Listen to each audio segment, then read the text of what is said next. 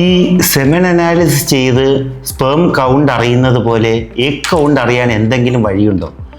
നമ്മൾ ഒ പിയിൽ കാണുന്ന ഒരുപാട് ദമ്പതിമാർ അല്ലെങ്കിൽ പ്രായം കൂടി വരുന്ന സ്ത്രീകൾ ഒരുപാട് പേര് ചോദിക്കുന്ന ഒരു ചോദ്യമാണിത്.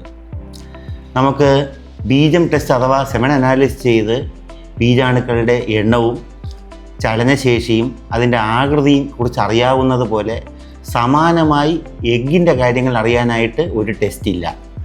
എന്നാൽ അണ്ടങ്ങളുടെ എണ്ണവും ഗുണനിലവാരവും നമുക്ക് അറിയാൻ സഹായിക്കുന്നതായി 3 ടെസ്റ്റുകളാണ് നമ്മൾ സാധാരണയായി ഉപയോഗിക്കാറുള്ളത്. ഇതിൽ ആദ്യത്തേത് പീരീഡ്സ് വന്ന് ആദ്യത്തെ 3-4 ദിവസത്തിനുള്ളിൽ അൾട്രാസൗണ്ട് സ്കാൻ ചെയ്ത് ആൻഡ്രൽ ഫോളിക്കിളിൻ്റെ എണ്ണം എടുക്കുന്നതാണ് പ്രധാനമായി ഉള്ള ടെസ്റ്റ്. മറ്റ് 2 ടെസ്റ്റുകളും രക്തത്തിൽ ചെയ്യുന്ന ഹോർമോൺ ടെസ്റ്റുകളാണ്.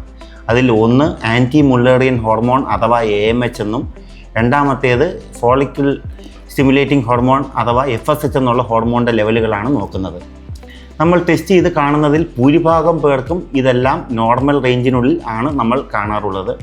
എന്നാൽ ചുരുക്കം ചില ആളുകൾക്ക് അണ്ടത്തിൻ്റെ എണ്ണവും ഗുണനിലവാരവും കുറയുന്നതനുസരിച്ച് ആൻഡ്രൽ ഫോളിക്കിൾ കൗണ്ടിലും AMHലും കുറവുകൾ വരാനും FSHൽ ലെവലുകൾ കൂടാനുമാണ് സാധ്യതയുള്ളത്. ഇങ്ങനെ ഉള്ള സ്ത്രീകൾ അല്ലെങ്കിൽ ദമ്പതിമാർ കൂടുതൽ സമയം വൈകിപ്പിക്കാതെ പ്രഗ്നൻസിക്ക് വേണ്ടി നോർമലായിട്ടുള്ള കാര്യങ്ങൾ പ്ലസ് അതിൽ പ്രഗ്നൻസി കിട്ടുന്നില്ല എന്നുണ്ടെങ്കിൽ IUIയോ വളരെ ചുരുക്കം ചില ആളുകൾക്ക് IVFO പ്രഗ്നൻസി ലഭിക്കാൻ വേണ്ടി വന്നേക്കാം.